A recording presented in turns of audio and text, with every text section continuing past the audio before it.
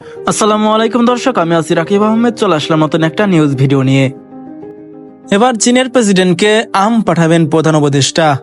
চীনের president Xi জিনপিংকে আম পাঠানোর ইচ্ছা প্রকাশ করেছেন প্রধান উপদেষ্টা ডক্টর মোহাম্মদ ইউনূস।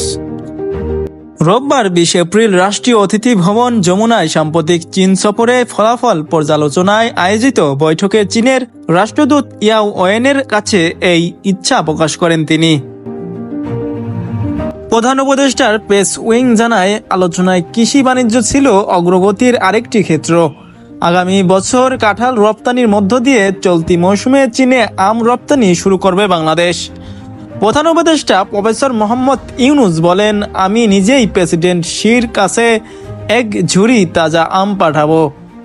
বৈঠকে প্রধান উপদেষ্টা চীনে পাট রপ্তানি সম্প্রসারণের সম্ভাবনা উপস্থাপন করেন এবং লোকোমোটিভ খাতে আরও বেশি চীনা বিনিয়োগ আহ্বান জানান।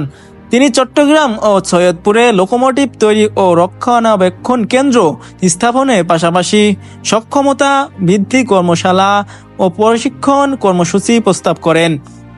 বৈঠকে পররাষ্ট্র উপদেষ্টা মোহাম্মদ তৌহিদ হোসেন, জাতীয় নিরাপত্তা উপদেষ্টা ডক্টর খলিলুর রহমান বিডার, চেয়ারম্যান চৌধুরী আশিক মাহমুদ বিন হারুন, বিশেষ সহকারী ফয়েজ তৈয়ব, মন্ত্রিপরিষদ সচিব সিরাজউদ্দিন মিয়া, এসডিসি সমন্বয়ক লামিয়া মোরশেদ উপস্থিত ছিলেন। ডক্টর মোহাম্মদ ইউনূস বাংলাদেশের প্রধান উপদেষ্টা। তিনি চীনের সাথে ভালো সম্পর্ক গঠন করতে চান এবং তাদের ঘনিষ্ঠ হতে চান এবং চীনও তাদের সাথেই একমত।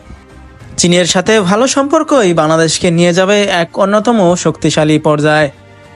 তো সবাই ভালো থাকবেন, সুস্থ থাকবেন আর রাকিব আহমেদ নিউজ চ্যানেলের সাথে থাকবেন। আল্লাহ হাফেজ।